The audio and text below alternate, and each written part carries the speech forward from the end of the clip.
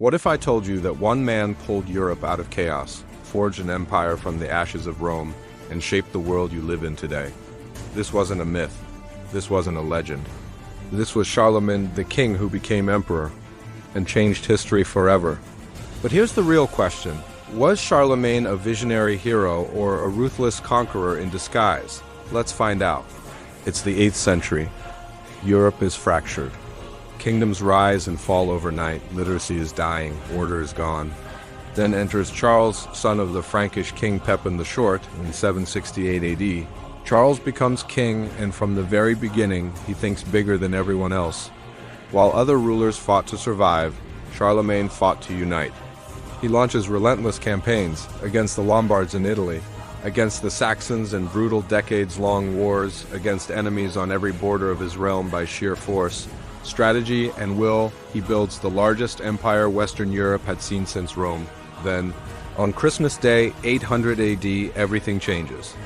Inside St. Peter's Basilica in Rome, the Pope places a crown on his head and declares him Emperor of the Romans. Just like that, the Roman Empire is reborn. Charlemagne is no longer just a king. He is emperor, chosen by God, ruler of Western Christendom. This moment reshapes Europe's politics for 1,000 years, but Charlemagne wasn't only a warlord. Here's the twist most people miss.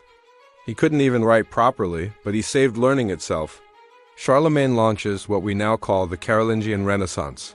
Schools are created across the empire. Ancient Greek and Roman texts are preserved. Standardized writing makes reading possible again. Without Charlemagne, countless classical works would have been lost forever. He understood something rare. An empire survives not just by the sword, but by knowledge. But let's not romanticize him. Charlemagne ruled with iron discipline. His wars against the Saxons were merciless forced conversions, mass executions, zero tolerance for rebellion. This raises an uncomfortable question. Can a ruler be called great if greatness is built on blood? History still argues about it. When Charlemagne dies in 814 AD, his empire eventually fractures. But his idea survives. France, Germany, the Holy Roman Empire, European identity itself. That's why he's remembered as the father of Europe. Now it's your turn. Was Charlemagne truly great or just the most powerful man of his time? Drop your answer in the comments. If you love epic history and legendary rulers, hit like, subscribe, and turn on notifications because the next conqueror might be even more controversial.